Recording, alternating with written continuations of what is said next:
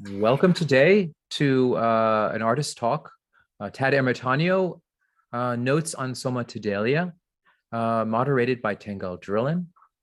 This is part of our PANKE Interventions program and follows up on the exhibition we had in from August to October, Radyo Somatodelia Experiments in Sonic Animism.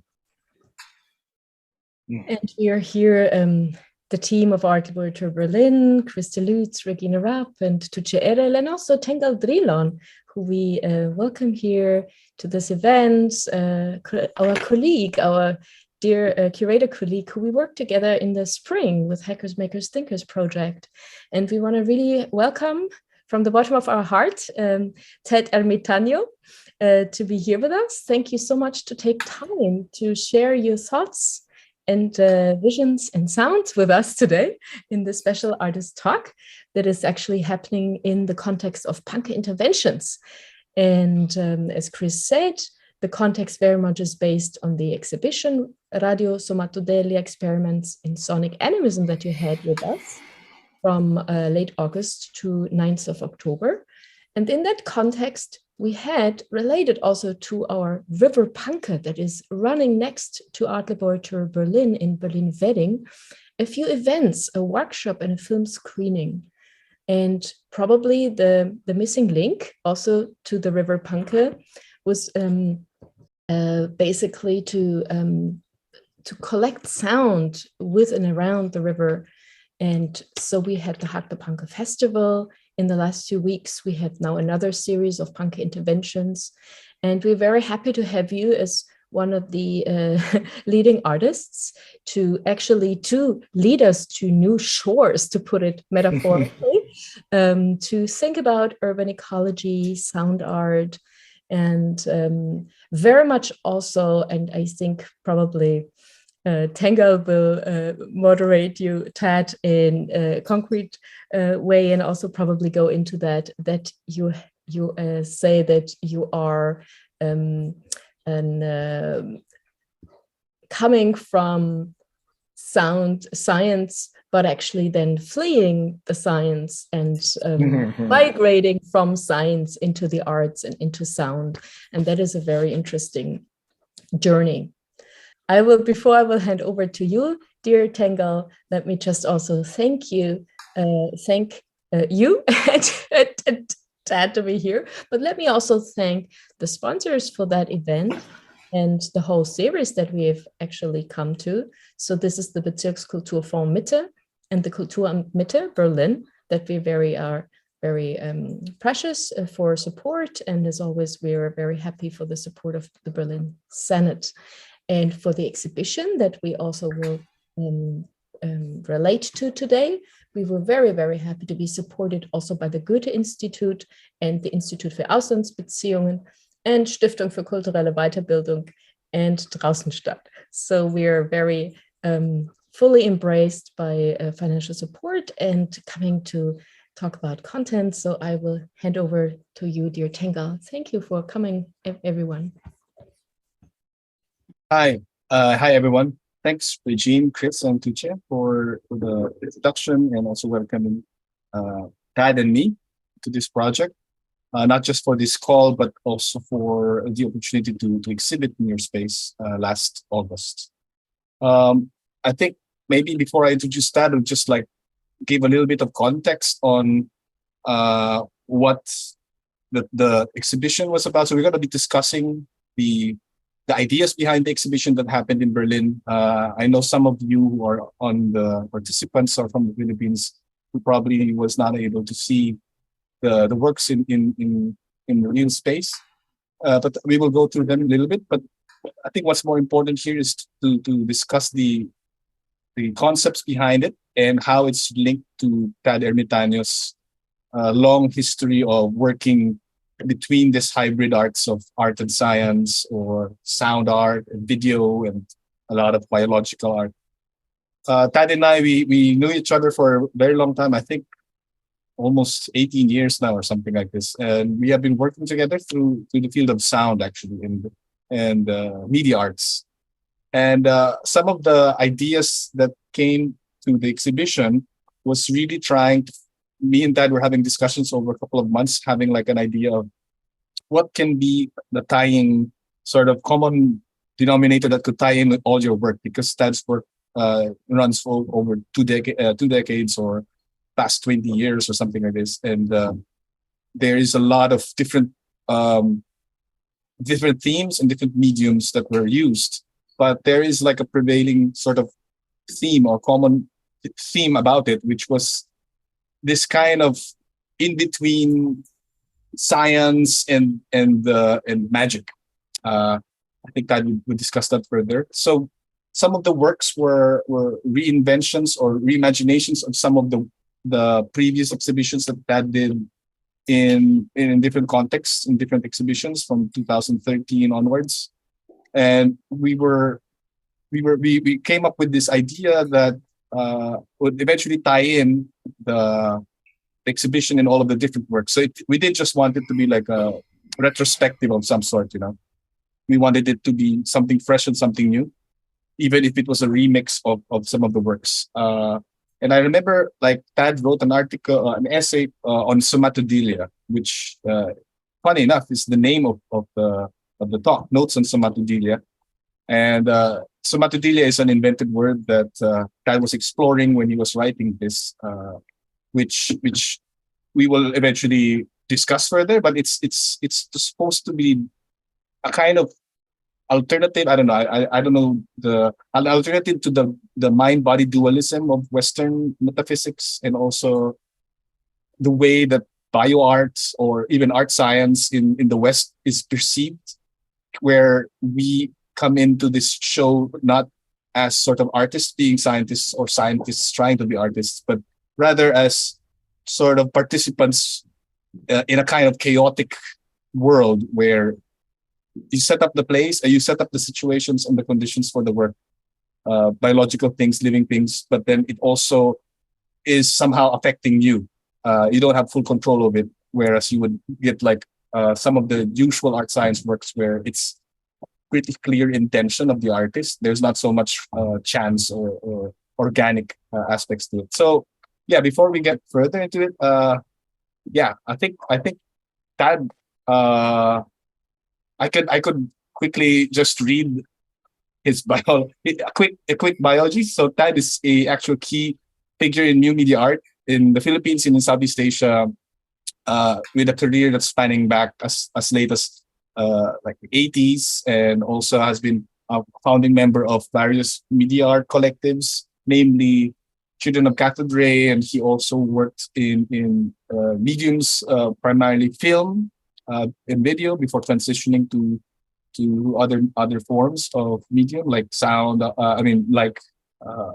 Interactive arts or computers. But a lot of his works are generally an examination of our relationship between man and machine. So yeah, Tad, I give the floor to you.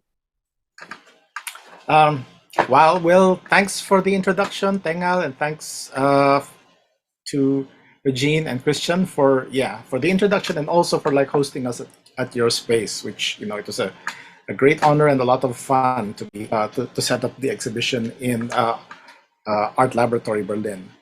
I have a PowerPoint. So, but maybe before I launch into that, I'll mention a little bit about somatodelia.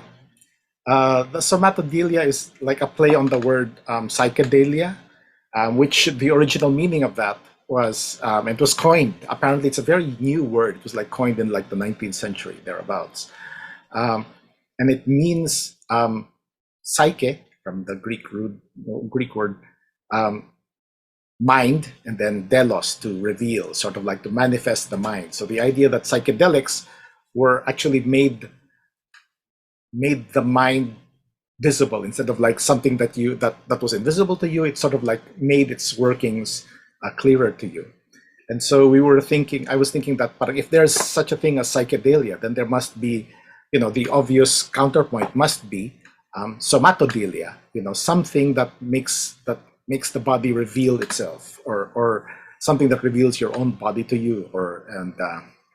This made me also think of like this comment by Brian Eno, where he said that the body is the big brain, And I've been thinking about that, particularly in the context of, I think, the art scene where I was sort of like, which surrounded me, which was like predominantly, had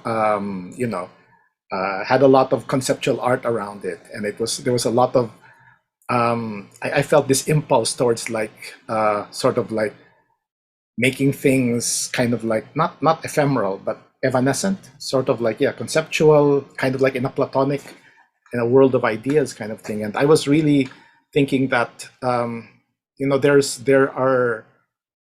there are things that the body will reveal to you as well. It'll speak to you, the movements that you feel compelled to make.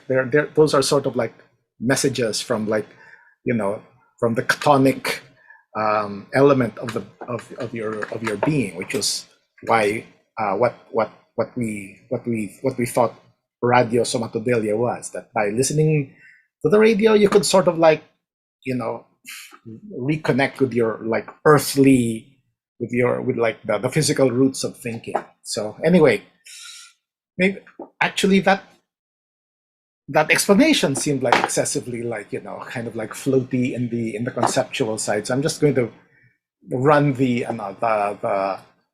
PowerPoint, and hopefully it'll make things a little bit more concrete. Okay, so this is notes on somatodelia, and with the subtitle "Stabbing at the New Animism." Okay. So let's see. This is a picture of the Panian mine in Semirara Island. The mine is an open cut operation on 55 square meters of Semirara Island. And in 2013, 5 workers died in a collapse. Another collapse in 2015 buried 9 people. This mine makes 97% of Philippine coal production. It's a very, very, very large, very important coal operation. Looks, it's another view of it. So it's massive, and it's also kind of a lot of mining here in the Philippines is open pit, and it's destructive. It destroys ground cover, it destroys watersheds. Silt is released into the sea, it destroys coral. So whole ecological systems are literally and systematically destroyed in the name of, well, energy, but also profit. This is a view of it from the air, and I believe it's a satellite photo. So, it's one of those things that's visible from space.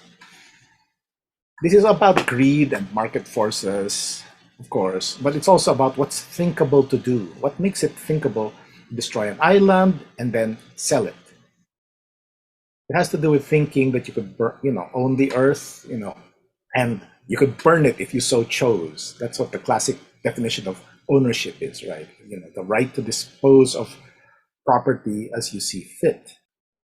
So the Philippines is one of those places where the effects of like extractive industries, and I want to say where bad metaphysics can be lethal, because I think that's the core of the problem here. This is like the result of like an idea that you could own the earth, that we are like one of the 3 biggest producers of plastic waste in I think Asia. I'm not sure if we're in the world, but I wouldn't be surprised. That's because of the massive market for single-use plastic sachets containing seasonings, detergent, shampoo, everything. That's what made that river, that creek in the previous photo. This is like I was saying, the trace of this comes from, I was thinking, the idea that man has no responsibility to anything else but his own desires and wants. That's the idea of the owner. The owner is like, completely free to dispose of what he owns as at will. And this idea that, we have the right to the earth is enshrined, well, most famously in like, Judeo-Christian myth, the myth of Genesis, where, God, made made us in his image, and we're the the masters of the earth. This is because it's like shown in Michelangelo's painting, and this painting by Rubens and Jan Bruegel. I'm not sure if I'm pronouncing that correctly. Because like he told us, he gave man dominion, or humanity dominion, over the fish of the sea, over the fowl of the air, over every living thing that moveth upon the earth. Of course, in theory, we've moved beyond this idea to from a less religious viewpoint, to, or at least, or at least the West and the educated classes of the Philippines are supposedly, have moved on to a more science-based outlook. But the scientific viewpoint is not a great improvement on this, at least where the idea of man's place on the planet, in the world, is, because its portrait of man is something like this. Really kind of blank, meaning that it's nothing. Where the best story that science can tell about consciousness is that it's, or the most popular, at least, the most popular version that science has of characterization of human consciousness is that consciousness is an epiphenomenon, meaning that it's a side effect. So this idea was put best by the anthropologist and biologist, I think, Thomas Henry Huxley, who's also known as, whose nickname was Darwin's attack dog. He said that consciousness would appear to be related to the mechanism of the body simply as a collateral product of its working, and to be as completely without any power of modifying that working as the steam whistle, which accompanies the work of a locomotive engine, is without influence upon its machinery. So basically, he compared thinking to a steam whistle. So basically, the engine does everything, and then the whistle just like makes a lot of noise. So his idea is that all our thoughts are just like side effects of biological molecular processes. Everything happens chemically and automatically, and our consciousness basically is just a mirror of those processes.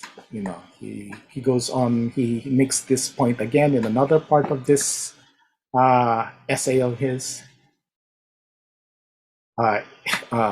which was titled "On the Hypothesis that Animals Are Automata. Our mental conditions are simply the symbols in consciousness of the changes which take place automatically in the organism. And that, to take an extreme illustration, the feeling we call volition is not the cause of a voluntary act, but the symbol, that state of the brain, which is the immediate cause of that act. We are conscious automata." So the idea that we decide to lift our arm and pick up a glass, basically this idea, Huxley was saying that that's an illusion. We don't decide to pick up the glass. To pick up the glass, stuff, chemical changes are in motion that made the glass get picked up, and we have this illusion that our free will initiated this action. So, in a sense, naturally, the scientific viewpoint is like it's a very powerful one. It's made a lot of improvements in our life, extended the technology that derives from it has like extended our lives, made things common that used to be only the property of kings. Ice in the tropics, purple, the color purple, antibiotics, chocolate, air conditioning, all of these creature comforts are technological, which come from science. And so I would, as somebody who went to Philippine science and had a scientific background. I mean, I believe it's a superior viewpoint, but at least as far as the place that it gives man in the universe, it's not that difficult. It's not that different from the Judeo-Christian idea, I think. As a matter of fact, the two ideas are kind of like a unity. They're two sides of the same coin. On the one hand, the biblical idea is that man is the singular entity on the planet, the master, who has dominion over all the beasts of the field. Under the scientific metaphysics, we are basically an epiphenomenon, a nothing, basically a side effect of matter, of the interactions of matter. And so what they have in common is both these ideas place man as something that is radically other. There's the universe with all the other, with matter in it, and all the other beings of the field, beasts of the field, and the fowl of the air. And we are either,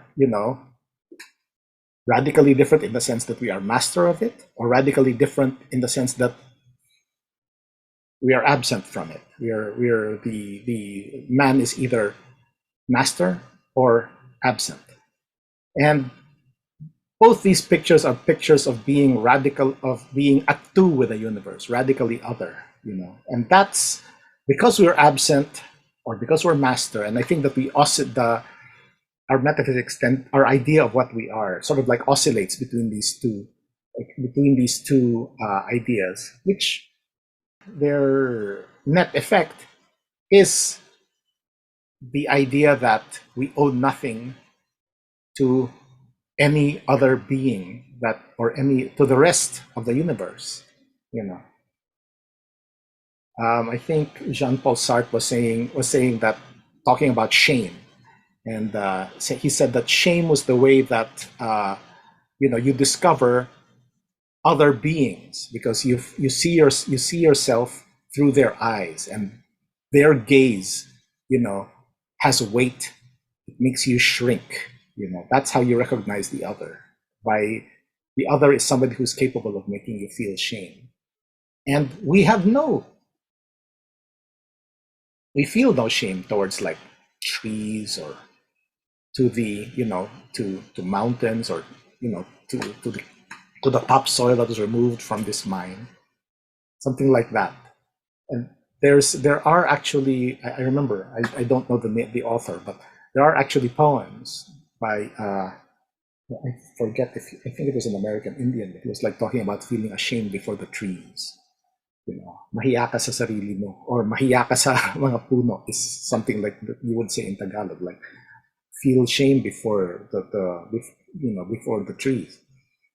The idea of man being radically other, which is common to the Christian viewpoint, the scientific viewpoint, I'm thinking the way the cure for that is to sort of like take a step back, and a better view of that is the view that's held by what are termed sort of like animist orientations, or animist viewpoints, animist religions,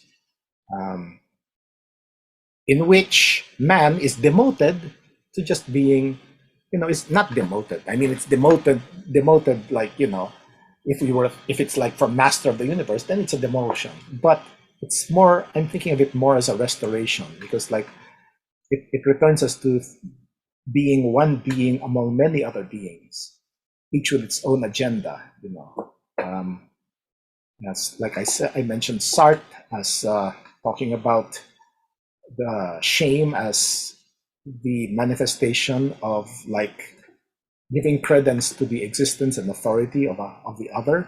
The philosopher Lisa Günther also described shame as embodied entanglement, which I find a very interesting term, because I think that animism or is basically a standpoint of that presupposes entanglement, that all beings are entangled.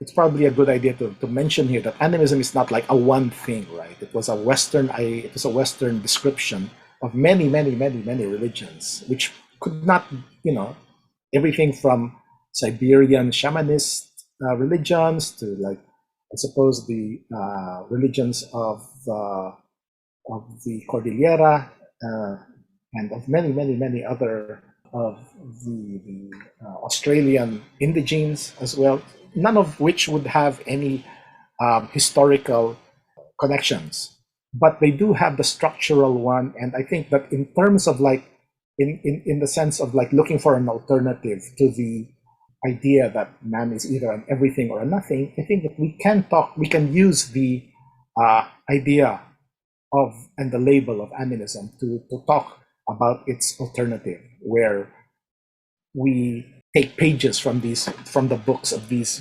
various cultural orientations that basically put man not at the center, but of the universe, but a sort of like one among many other beings that occupy this planet, which before whom we could feel shame if we took their existence seriously.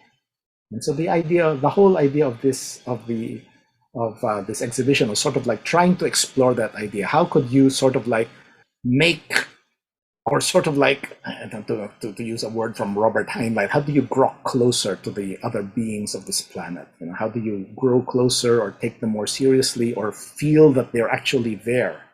And there was this there, and that they have a say in what you're in the world.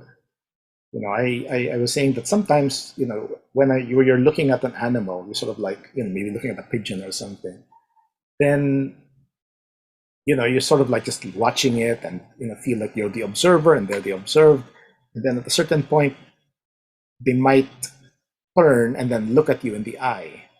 And then you get this feeling of shock, I think, of recognition and also of being seen. It's already related to Sartre's idea of shame, I think.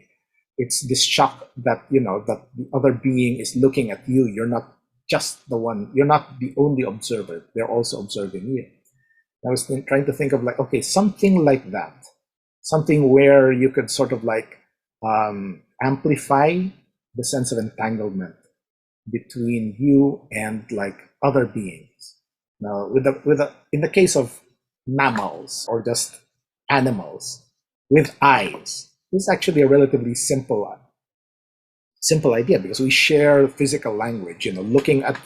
Looking into the eye has certain meanings that run in we have all in common with birds and with many animals with eyes.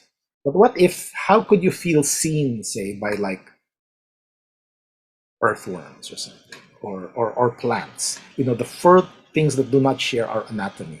And I think that this is sort of like a problem of, like, trying to feel brotherhood with other beings, because it's not something that comes naturally anymore. There's something between us. There's an alienation that we have to overcome. And so this exhibition was sort of like a stab at trying to make a path where that recognition could happen, or at least where a reaching out could happen, if not the recognition yet. At least the step one is the sort of like trying to enter the world of another being. So the previous graphic was the silhouette version of this perspective. This is a bulol. It's basically that's the white thing is a bulol. It's basically kind of a carved icon god that's of the north. I'm not a northerner myself. I'm not from the Cordillera, but I've seen this figure, growing up all my life, and I have my own associations with it. And so it is definitely, I think, even if you're not a Cordilleran, you have this. You do sort of like see it as a kind of as a guardian, as some kind of guardian at the gates, or just like something that you share the earth with, like that. And that's sort of that we were using him sort of like in that sense. He stands before a live camera image of plants, and he's got, you know, electronics on him. And why is that? Well, because we filled him with compost, and in those compost was like were earthworms, and that was the idea, because like I was thinking of the bulul as a kind of a chthonic figure, a figure of the earth, and in this case he was like sort of like the one who sort of like returned you to the earth. So he was sort of like the catabolic or the cycle that returned things to the earth. I thought of him as like, you know, the channel from which the one who was sort of like not the psychopomp, but something like that, something like Pluto, something like Hades, not hell, but sort of like somebody who returned things to the earth. So inside him there were like worms that are basically taking formerly living things and breaking them up and then turning them back into returning them to the cycle of life, turning it into things that plants could grow from again. So that's why he's sort of like facing these plants, which are representing sort of like growth, and he represents like decay.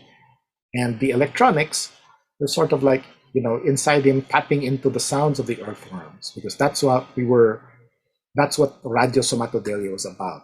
We radiofied, you know, put on the radio sounds from earthworms. The plants behind him are also had electronics and piezoelectric sensors in them as well, and they went into these radios that you could tune into them. So this is the idea that, you know, we need to tune into like other beings who have grown distant from us.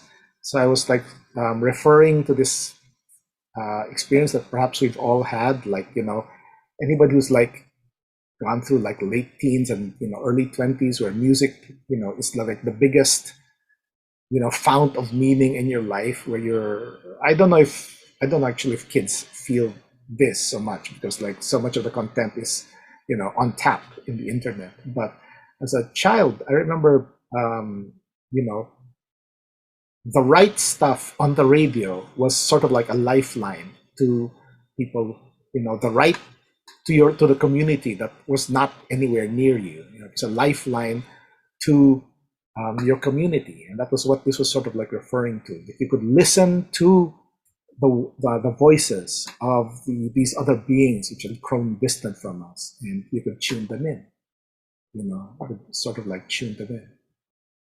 And this is like a sample of the sounds that, you know, that I played. So this is going to be kind of soft, but this is why you're meant to sort of like lean into the sound.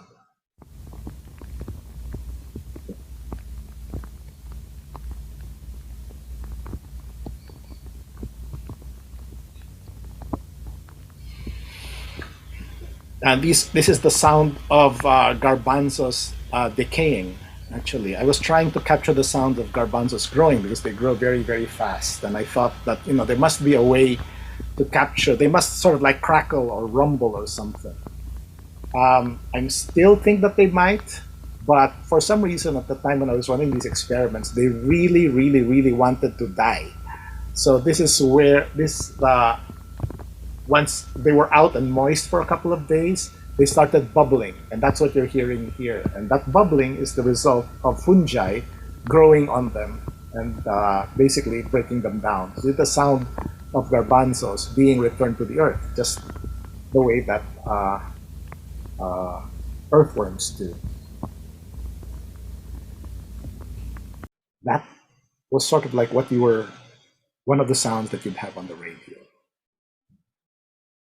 These are bulol, the original ones. The white one is a 3D print that Tengal and I made of one of these original ones. I mean, not these specifically, these are sitting down, but of these. And you can see, I think that you get me when I say that these are sort of like, I see them as kind of chthonic beings.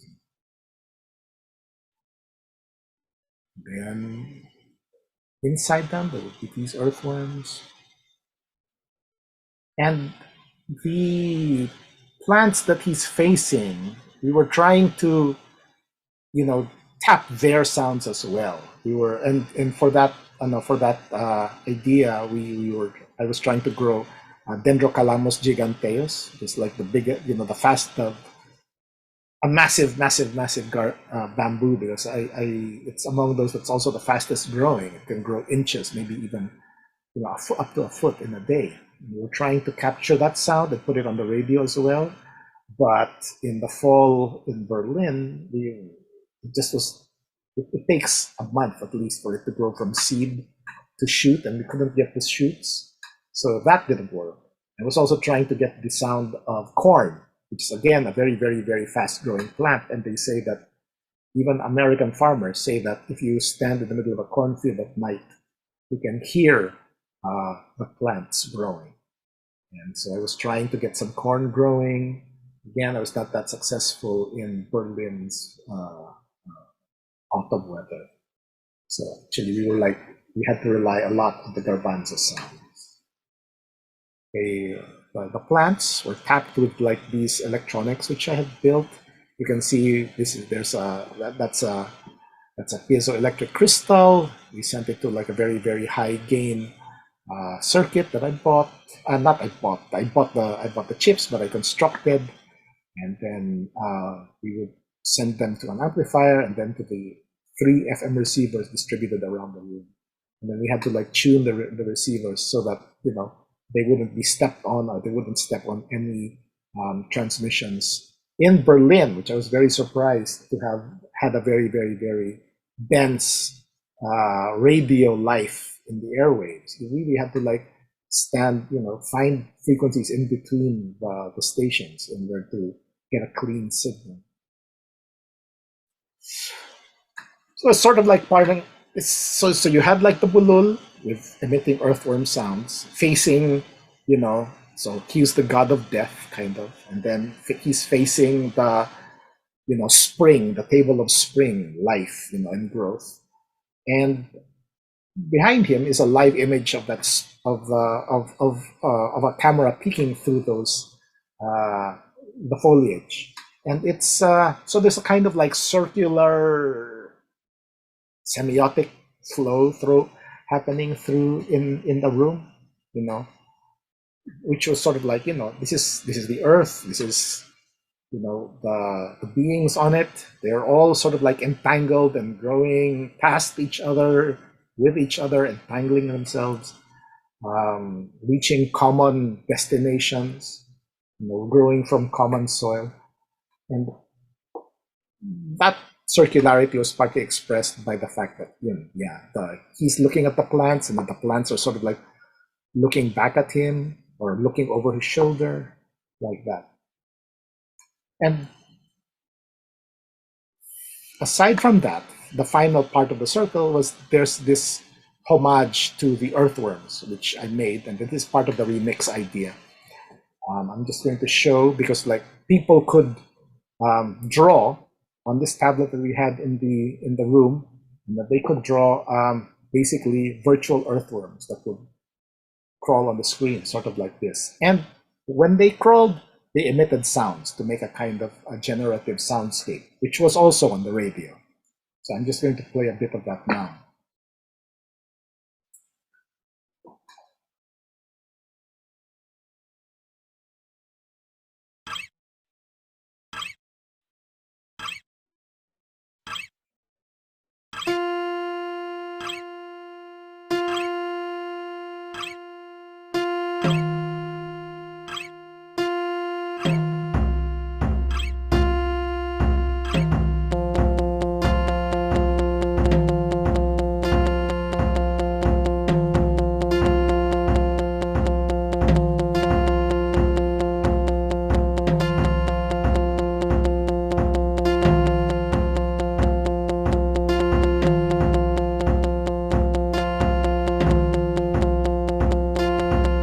So that was it. So there was this the work. One of the byproducts of the work was this soundscape on the radio, because partly for the metaphor of like tuning into like distant beings, tuning into the minds or to the being, to the lives of distant beings, but also so that you wouldn't have this stuff playing over the speakers and then feeding back into like the very sensitive microphones that we had planted among the plants.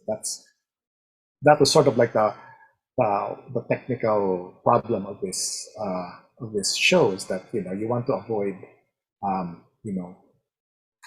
hell of feedback. In the next room, there was another room. This was like the whole thing, all of this thing that I was describing was in one room. Oops, sorry, triggered it again. And then there was a second room where I sort of like did, I suppose it's sort of like this branching from the idea of like, from this picture of like, of the earth entangled with itself. It was in the other room. Then this one was sort of like a meditation on the idea, on magical ideas. And why magic? So what's the connection of magic to that? Because I was thinking that, two viewpoints that actually take human consciousness seriously is as something in the world that has a right to be there or is active there, not like T.H. Huxley was like calling it a side effect of mechanical processes, but as respects it as sort of like something that causes, that is an agent in the world, is quantum mechanics, and the other one is magic. So I think Einstein was sort of like describing this. That's why when he didn't like certain aspects of quantum mechanics, and he described I think entanglement as spooky actions at a distance, which for him, because there was spooky action at a distance, it meant that quantum mechanics was not a good discipline. It was too magical. And so the two of them have that in common. And so I keep thinking that there are that magic, the idea of magic, which takes human consciousness as like a force in the world. I think that there are places to be explored there again. There's room for restoration of certain aspects of it, or for it to come back in a contemporary reformulation, like animism, like that. So this room sort of like is the human room where sort of like magic sort of like bubbles away. There's this, which were basically kombucha batteries that were running LEDs. So basically this was like, in a way, this is not so far away from this is like the entry point from the other room, where you have like alien beings, in this case the scobies, which are symbiotic communities of bacteria and yeast, sort of like doing their own thing, and they're sort of like inscrutable cake of white whey, turning sugars into acid. And the copper and zinc that we put in there sort of like let them tap into the electricity that the acid could produce, and sort of like made LEDs flash as sort of like giving us signs of life, actually. So this is actually a video I took of like one of the earlier experiments before I put the LEDs in ping pong balls to make them more visible. So you can see them sort of flashing here. This is like being entirely run by electricity produced by the scobies of the kombucha. And I was thinking of like, I deliberately made them look like Leyden jars, like old school or high school or 19th century, electrical experiments. Behind them were these things, which were, again, this is a remix from an earlier work. These were called oracionador. Basically, that's from this word oracion, which means a prayer, and ador, which turns it into a machine, sort of like, Terminator, Terminador. The ador and ator are similar suffixes. They perform the same function. Turns it into an active. That which does this. So the Terminator is that which terminates, and the oracionador is that which prays. So this one came from a very an earlier work where basically basically what this is that there's a little LED matrix inside that spells out one letter at a time, a wish or a prayer. But the LED faces away from the viewer, so you cannot see it here. You can only see that the light in the box changing, and the light in the box is changing because it's changing the letters. The letters are spelling out the intentions that I put in it, and so it's a magical box. It's meant to do something. So it came out of like my frustrations during the pandemic, when I felt really trapped and helpless, and I was frustrated with the government inaction and or the stupid actions that they actually put into place, like militarize, having no doctors in the arm of the government that was supposed to fight the virus. Basically, we're trying to fight the virus with guns. Basically, they're outside the Catholic Church. They sell black candles. This is part of folk Catholicism, where they're supposed to where you're supposed to light the black candles and put them inside the church in order to, they say, to bother the conscience of the person who wronged you. Another authorities have informed me that they're actually supposed to kill the person that you're lighting the candle in for. So anyway, these are sort of similar to that.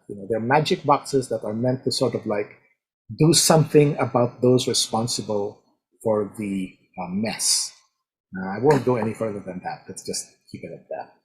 The third work in that thing was this one, which I thought of as sort of like being something like a modern take on the bulol. ALB had like that mannequin inside their storeroom, and I was thinking about like the bulol, where it's sometimes described as like a god, but of course it's sort of like it's something that some human carved, and that's sort of like for those of us who grew up in the city, that's a kind of a counterintuitive thing. It's like how do you as a human, a small thing in the world, make something which is more powerful than you? So one of the ideas was, but I sort of like was, or at least, I was trying to think around it, and I was thinking like, maybe you sort of like plant a seed, plant part of yourself into something, and that seed sort of like attracts bigger forces to itself, and then sort of like shapes them into ways that share your, that have intentions or good intentions towards you. So that's how you can sort of like make a guardian. You don't actually create it. You sort of maybe instigate it or grow it.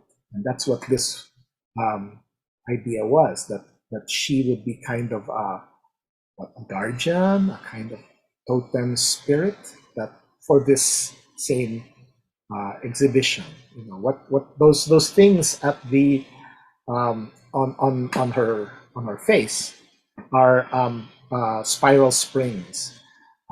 So they're sort of like wind chimes, because like when the wind blows through them, they create sound just like wind chimes do, but they sound nothing like wind chimes, because wind chimes are sort of like percussive and go ding, ding, ding, ding, kind of like that. Whereas these sort of like produce this kind of like this roaring, which is very, very like the wind, and I thought. So she's definitely related to like, has some kind of thing to do with like wind powers. So I like the fact that it was about chimes, but sounded nothing like chimes. And it had to do with the wind, which is like, and air, which is the root word of psyche. Psyche did not mean mind. Of course, all words come from very, very, very concrete sources. And so the original meaning of psyche was breath. So that was it, the breath of life. So that was sort of like these works were sort of like revolving around ideas of magic and the idea of of our thoughts and our consciousness having a place in the world just as much as plants and the earthworms and the wind does.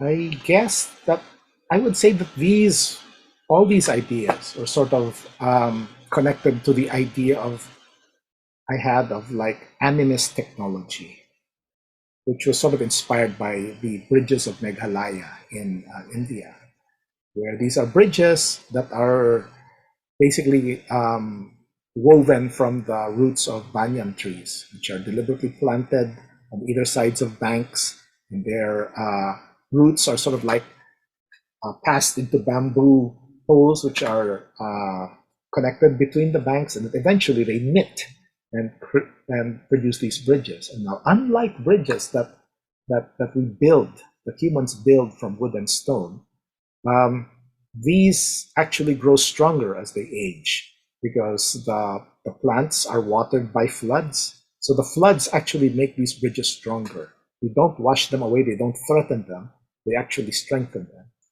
And the first time I saw this photograph, I was thinking of this is, an animist technology. I don't even know why I thought that, but this is the words that occurred to me. Because it was not a conquest of the tree. You didn't cut it down, you didn't replace the tree's intentions with your own. You sort of persuaded it to assist you, which is a very animist, I thought, way of dealing with forces. I mean, when you Google or just look in a bookstore, books about science, it's amazing how many. I mean, the main metaphor is conquest: the conquest of space, the conquest of the atom, the conquest of gravity, the conquest of electricity, like that. I was thinking, probably an animist technology would replace this verb with another one. What would be the verbs of an animist technology or of an animist engineering? Surrender, the surrender to space, the surrender to electricity, or something like that, or dancing with electricity. Anyway, I think that this is among the sort of like things that are sort of like bumping around in my head with ideas of magic and the ideas of like maybe overthrowing the metaphysics of nothingness and everythingness to a kind of metaphysics of entanglement and shared goals, I suppose, is what I'm trying to stab at. And if I don't sound linear or totally, reasonable in this kind of meditation, it's because I'm actually making things as a way to sort of like help myself think about it. The making of art is a kind of heuristic device by which I sort of like I'm sort of like stumbling towards the clarification of these ideas. Anyway, thanks for letting me bend your ears so inchoately tonight. And I'm going to stop the share here. Thank you for your attention. Then maybe we can like start talking about the things I've said. Thank you. All right. Thanks, Dad. Thanks for the interesting topic. Thanks for you're still all here. Wow. I guess we can open the floor for a quick Q&A to Tad. Feel free to just raise your hand. I can see TJ is raising his hand. You can, if you don't mind opening your video, you can see you. It's up to you, of course. But yeah, TJ has a question. I was just clapping my hand, but Okay, sorry. Yeah, but it's okay. Just wanted to say quickly, I love Tad's presentation, and thank you for letting us hear all this. As far as science is concerned, I think there's the good thing that at least I've seen from my perspective is that there's so much going on right now in terms of indigenous science research among scientists looking into how ethnic practices, indigenous practices help not just inform modern science, but also give us a look at what science could be like if it had developed outside of the West. So yeah, so the banyan tree example is an excellent example of that. So, yeah. I want to mention that Timothy is actually writes in the Philippines about science and like Philippine ideas, pre-colonial ideas about, insofar as they can be recovered, about mathematics, about the stars, constellations, boat building, and all that. And he's recently submitted a paper to a conference on ethnomathematics, a discipline which I did not know existed. But yeah, I'm really, because sometimes when I want to just say that parang that sometimes when you hear about people, about like say scientists talking about like learning lessons from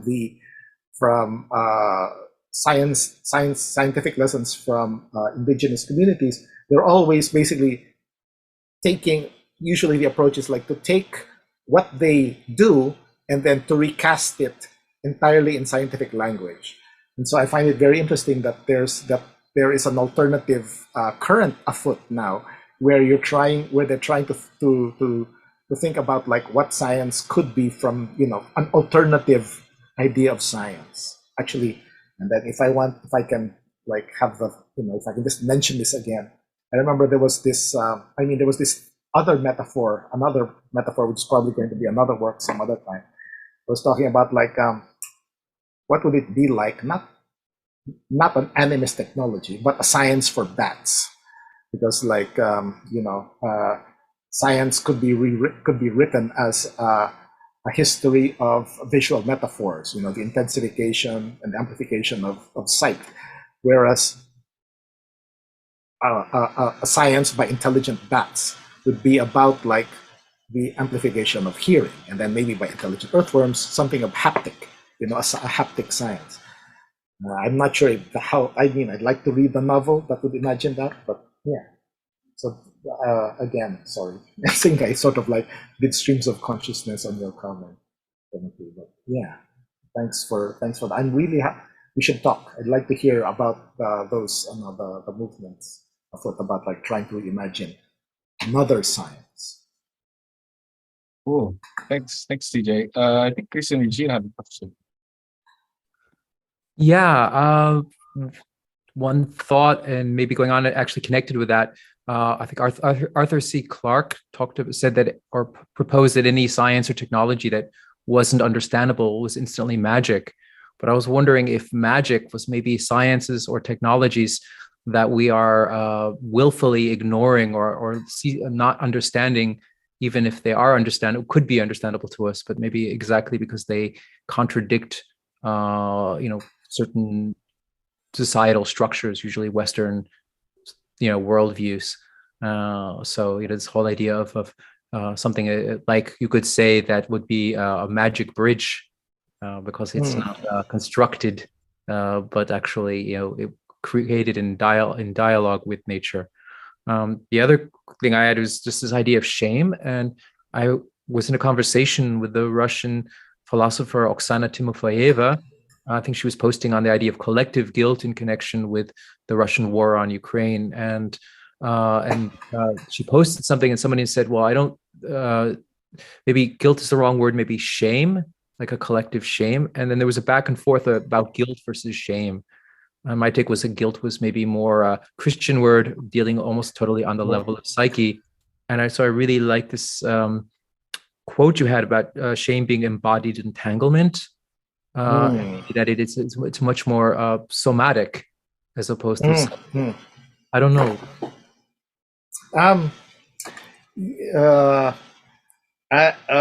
there's a lot of places that I can sort of like where I can sort of like hook into what you just said, but I think that shame, yeah, is crucial to the idea that of or at least the possibility is shame is crucial to the idea of like reconstructing a worldview where we have responsibilities to other entities. You know, I keep thinking about like that quote from from Henry Beston about we need a more mystical. Let's see, where I think I quoted that somewhere. That we need a more mystical view of animals, maybe. So because they're not underlings, they're not brethren. They are other nations caught with ourselves in the net of life and time, you know, fellow prisoners of the splendor and travail of the earth. And I think that this is a this is the quote that also sort of that gives respect to other beings, and also sort of like opens up the possibility of, you know, I think both guilt and shame. I think that I'm not sure. That's a very interesting thing. How are they? They're related. They're not the same. How exactly how they're related? I think that's definitely worth looking deeply into. Something also I just thought that I maybe didn't really speak about so much is like one other thread in the thing that I was thinking about was that although thinking and is sort of like psyche, you know, it's in the Cartesian dualism, it's sort of like the mind is exactly where matter is not. You know, it's ephemeral. There is no mind in the brain. You know, it seems to happen in the same places like Platonic ideals or something. It's like in a totally different universe. Whereas, but one of the ideas that I was trying to like, you know, engage with in the exhibit was the idea that everything that thought is physical. You know, thought is somatic. You know, the way that you perceive the world, or the way that you perceive shame, the way that you perceive objects, is entirely through sensory your senses, through your senses. You know, the way that you're convinced that somebody else exists is because of the sounds that they emit, or movements that they make. You know, if somebody's voice starts to tremble, then you know something about their being. This is not an act of telepathy. This is not something that you induce. This is not something that you deduce. This is how knowledge of the other is transmitted. It's transmitted physically. So thought is physical. You know, that was sort of like another part of the ideas that I was trying to that I'm sort of like rattling around, you know, sort of like playing with, and you know, it has to be unpacked probably and more clearly in other works. But yes, that was just yeah. I think I sort of like wandered far away from your from your comment though. But no, you approached it really quite well, and it's actually a really good discussion of this importance of shame, and also connecting it into the body, mind, binary.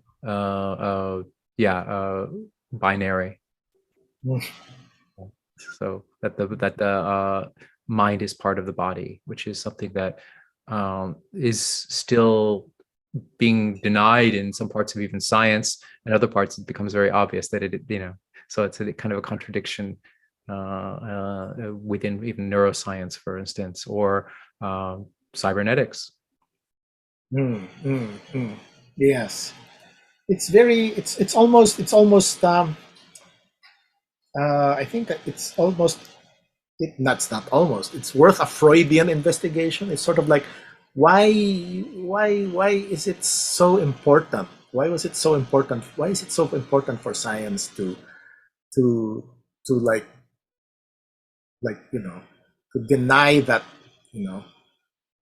animals had, to deny something that's as simple as that, chimpanzees have feelings, at the same, even if you have like, these guys acknowledge, Darwinism, that we descended from the apes, then why does it seem like, why did it seem so important for them to say that apes are automatons, whereas we are not?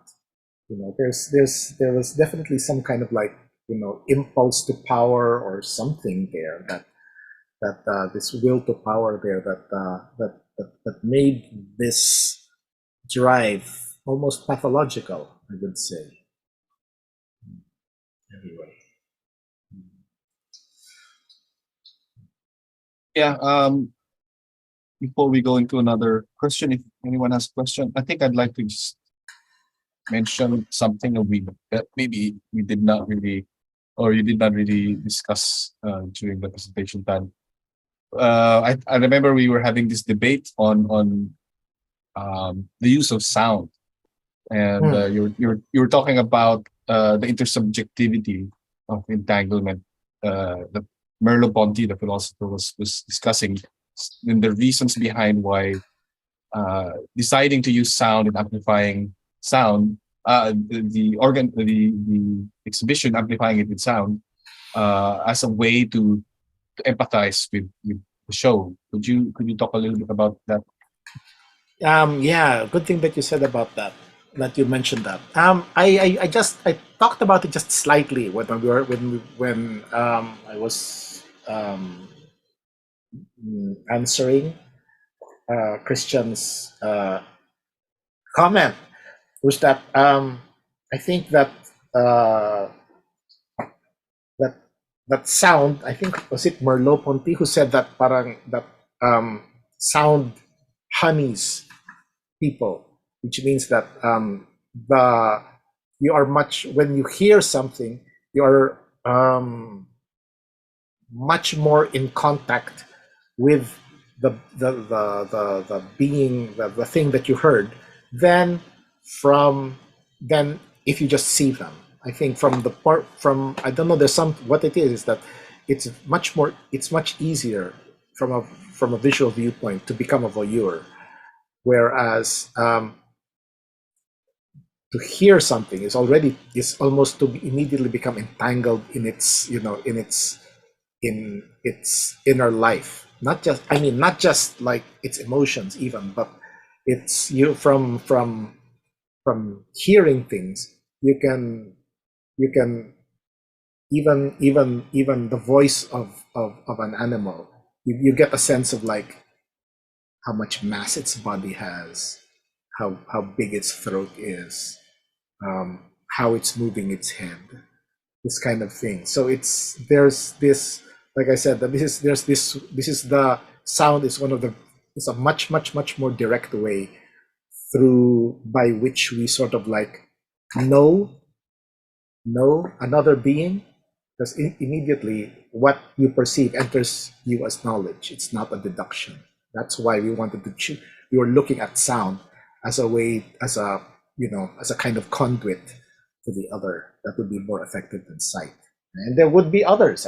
There would be others that might be more effective. Like, and not certainly touch. I'm not sure about smell. Does anybody have any questions or comments? Yeah, I'd like to be willing to hear anybody. Or just any related topic. It's kind of an open discussion here. So.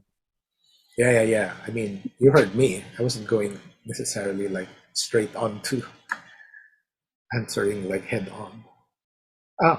Regine, are you raising your hand? Yeah, first of all, thank you for this amazing talk, and it helped me going in my mind through the exhibition again, and it was so encompassing, and yeah, and I like that you started with this mine and to show us in the most direct way how humans actually are in the age of what people call the Anthropocene, or how we are actually layering ourselves in geology, and and and creating clash and destruction and immense destruction. So I understand your artistic practice and the big amount of philosophy behind, and which we were very happy to share today. I have to research a lot now. I took a lot of notes, so I really enjoyed listening, and I understand from my point of view through the research also at Art Laboratory Berlin and the series we have been doing. I see a lot of conceptual entanglements in what we have been researching in the last 3 years that we call non-human subjectivities. So it's basically literally decentering the human and listening to plants, or becoming more aware of and getting away from human centricism, and becoming aware of agency and sentience of fungi, plants, archaea, animals, etc. And also actually by actually implementing device or using technology as a way of empathy. And that was actually the point that I was getting like my lamp on my head. Bing! So when you said that, also when you explained using the radio for becoming closer to plants, or understanding actually the non-human life. And so I was actually maybe even a little bit of, it was soothing, or actually helping that actually technology is not after all something human made and to be to actually in the idea of decentering the human actually want to get away with, but that there are moments, as you did it with the radio, that we implement technology to help humans to come back to a more than human embracement embracing the world. Yes, I think that's a very interesting idea, because I think that a lot of potential allies in the who have who are like us, they share like a disaffection for the ravages of technology. Sometimes it's there's this viewpoint that technology is the enemy, that technology is the cause of the ecological dystopia that we are existing in. Of course it is, but it's not essentially destructive any more than your hand is destructive. It's something that could be turned in many directions, and I think that it's insofar as technology is sort of like the works of our hands, the works of our minds. We could it's definitely like our minds. It could be like turned to better use, and so the idea, I really like the for me it's a really the phrase of animist technology, or science by bats, are both like ideas which I think are very fertile for me. The idea of that you could use machines in a sort of a way to grow in a different direction, kind of thing, to go and grow in different directions. That that the fruits of our minds are not an evil that we have to turn away from. They are sort of they're tools that we have to reform along with ourselves. Yeah, no, I was just remembering that there was this book by Mori. I forget his first name, but there was a Japanese roboticist who actually wrote a book called The Buddha in the Robot. Yeah. What was his name? Yeah. Masahiro Mori. Masahiro, like I think so. Yeah, the guy from Osaka, right? Yeah, I believe. Yeah. So he was a roboticist, and he was like talking about the Buddha nature of the robot. So I think that that's actually something that animism could could extend to, because often we think of often there's kind of semiotic thread that talks about like the things about like soulless technology, but at the same time there are like sacred knives, you know, there are like, you know, sacred tools. So, and then there's Mori talking about like how the Buddha has a Buddha, the robot has a Buddha nature that we ought to recognize, and by recognizing it, we also grow our own Buddha nature, the enlightened, you know, thing that we should become, you know, where we sort of like cooperate with the universe intentions. So I think those, yeah. That's all part of that's all entangled with the notion of an animist technology. I think it's sort of like rethinking technology not as, you know, something that we have an evil we've inflicted on the world, or is the opposite, or the opposite of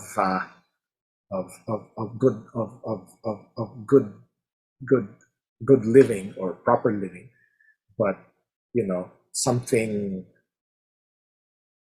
an ally sort of, yeah, not an extension of ourselves, but something which becomes outside ourselves, also becomes maybe something that should have its own intentions or contributions to the dialogue, maybe something that an idea like that is an extension of the idea of an animist technology. Maybe I have not really a question, but I think part of the whole idea of this cycle of death, rebirth, and a lot of the metaphors that we were talking about, that also is part of the natural biological processes of the materials that we used. You know, like the worms had decomposed, and then they basically came from a farm, and the compost was already, the compost soil was already part of the ecosystem that the worms were used to. So we didn't reintroduce them after the fact. And at the same time, the plants would grow and then decay, die, etc. Originally, I think what was interesting about it, you could see the exhibition in sort of like different phases from the beginning. I think most of the photos here were taken during the first few weeks of the show, and obviously there are some challenges given that it is a gallery, not exactly a farm, and you know, meaning there has no direct sunlight all the time, and there would be certain things that are, I think, all of these accidental things are part of the intention that that you were trying to make, right, as an artist. Not really recreating sort of like a little ecosystem of life and death, but using it as metaphors. Am I correct in that one? Yeah, yes, yeah. I mean, I would like it to. I would like to, you know, I would like it if we're actually able to build like a small ecosystem, like that guy who built, like, you know, a closed ecosystem in a damawana, you know, in the sealed bottle where the only input is sunlight. And I think it's like he's got stuff growing in there, snails, and like, for decades now. I would like to, but yeah, that was impossible in A, the time we had, and B, you know, we were operating like out of our depths. I mean, you know, in Europe, that's a completely different ecosystem than what we're used to. So I think I was counting on like speeds of growth which simply were impossible in Berlin, and yeah, so I was really you know, yeah, kind of in a different ecosystem. So it was a bit out of my depth there, I think. But so that, I think, was sort of like one of the limitations of the show. And at the same time, it's also sort of like maybe also sort of like a metaphor for the making your way through the world. Like, all the plants don't know where the hell they are. They land somewhere. They don't know if it was like, you know, on a rock in somebody's shoe, you know, in a swamp, or where it's supposed to be. Then you sort of like, you literally feel it out, you know, and then your intentions sort of like have to negotiate with the intentions of all the other things that have landed there or have grown there, or have like existed there for ages. So, you know, just go with the flow. that that was generated by the circumstances to be positively there.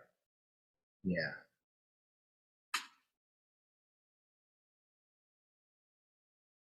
Okay. Just a time check. We are now running 1 hour and 15 minutes.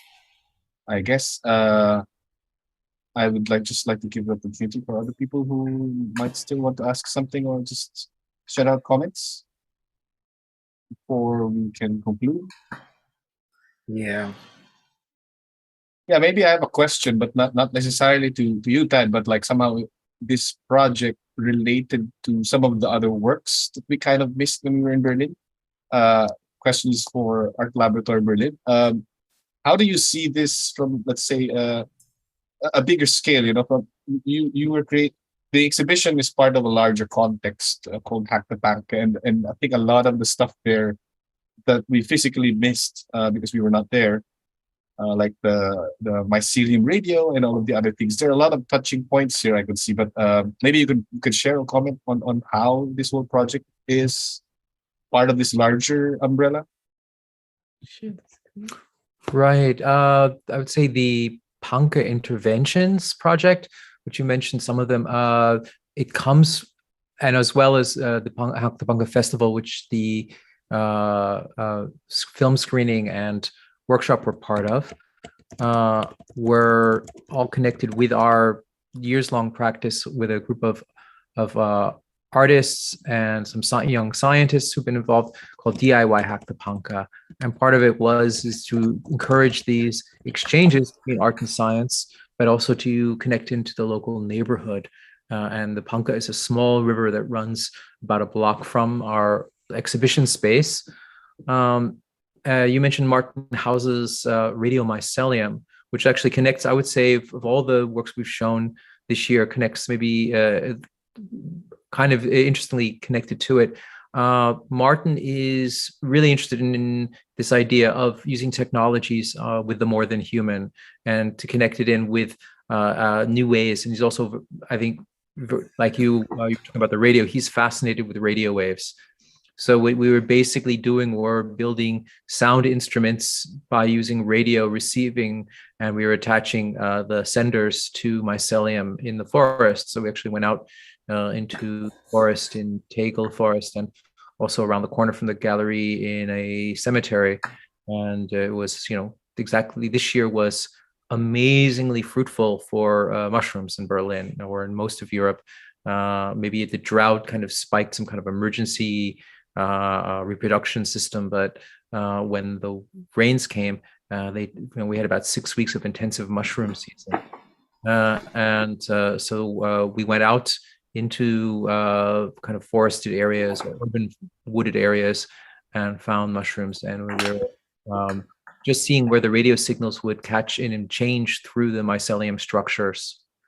That also connects a little bit in with the work by an artist we're working with now on a residency here, Sasha Spachal, but she did a work that we showed in 2017 called MyConnect, which is basically a biofeedback loop. You step into a capsule, it's almost like a space capsule, and you have headphones, but you also have these pads on your elbows and knees that catch vibrations.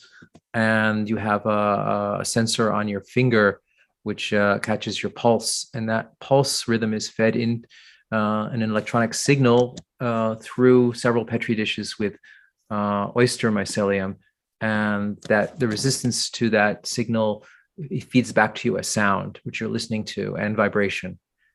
So and the idea is it's a kind of a biofeedback loop where and it's inspired a bit on the idea of this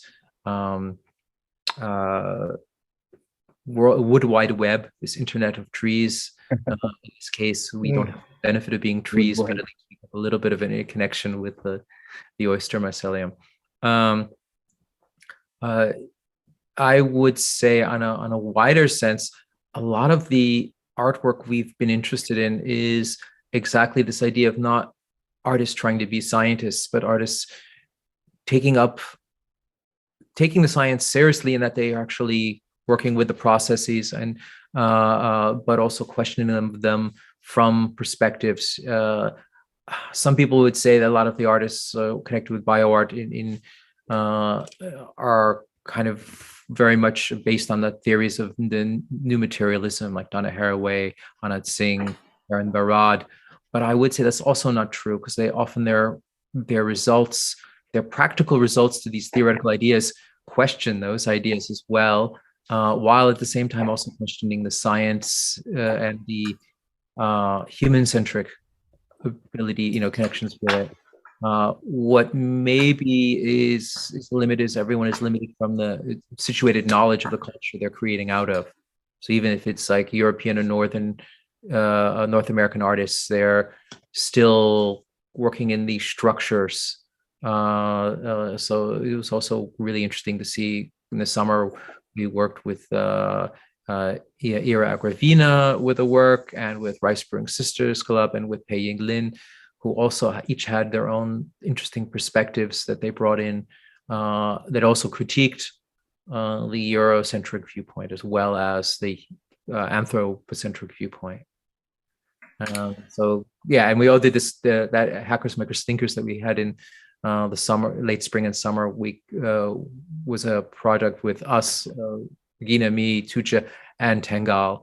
So it was also an interesting viewpoint. And your exhibition has also a connection with that, I think, as well. I just wanted to sort of like mention here. This was something that I just found out like a couple of weeks, maybe maybe less than 2 months ago, certainly. That the very earliest practitioner, the inventors of radio, so like Marconi, the early users of radio like Tesla, like that, all had ideas that had very mystical ideas about the radio. I mean, Tesla thought that he was receiving transmissions from aliens, I think. I'm not sure if he was talking, if he went around, if he had the idea. Philip K. Dick? Philip K. Dick definitely did, but Tesla definitely did also, because he definitely heard voices on the speakers with the spiral antennas. Marconi also. Actually, this one I learned this from Aki Onda, that the Japanese sound artist who had that work, who actually came to the Philippines and then had that work about trying to contact Namjoon Pike over the radio. And basically, apparently, the inventors of the radio really were fascinated by they were captured by this idea of like contacting the beyond, hearing things that were not in seeing range, in hearing range. And this beyond didn't just have to be like, 500 miles away in Europe. But they actually thought, because like, what was the ether? It was traveling through the ether. The ether didn't have to be limited to this mortal plane kind of thing. So the radio, I think, historically had like a very, very, I know I'm using the word improperly, but I think metaphorically it works. I mean, you'll get what I'm talking about when I say it's like using it shamanistically, in a way of contacting like others elsewhere. And the elsewhere is not necessarily the most prosaic kind of elsewhere. It can be an extraordinary elsewhere. And I think that that's still a very, very fertile metaphor. And, if quantum mechanics works out, might not be entire, it might be a lot more literal truth in that idea than just being metaphorical. Okay. Well, I think I don't want to pressure people if they don't want to ask questions or participate. It's okay. Or they might need to process it. I think that whenever someone talks to, I want to go away and like have like a long walk and a think before I actually can think of a question. Yeah, but like listening in is also fine. Thanks you for coming actually and for spending this time with Dad and with me and everyone. But if there are no more further questions or comments, I think I can leave it back to Art Lab Berlin for maybe closing remark, some sort. Sure. Then actually, on this, can I say, to this moment in time and space, be it midday or evening, be it with snow or warm sun. Yeah, we just wanted to express our gratitude. Tengal and Ted for taking time on this Sunday to be with us, to share concepts and thoughts. And maybe it's a sort of a philosophical entanglement that we have been going through today. And it was so enriching and helped us again finding other viewpoints than human-centered viewpoint. I think this was very, very wonderful today. What we can say to the audience, thank you so much to be with us and to come and listening. I think this is actually a red thread through the project Radyo Somatodelia, but then also to what we want to do at Art Laboratory Berlin, listening and embracing. And yeah, so thank you, audience, to come. And we have been recording this talk, so we make it accessible in the future to whoever wants to listening it after the fact. Thank you so much, Tengal, for moderating and also curating Ted's show. And Ted, thank you again for wonderful provoking. Yeah. Thank you for having us, and thank you everyone listening for spending the time this Sunday with us. Yeah. Yep. You could all be in church, but you're here in the church of the poisoned mind or of science. Yes. All right. Yeah, thanks everybody. Appreciate it.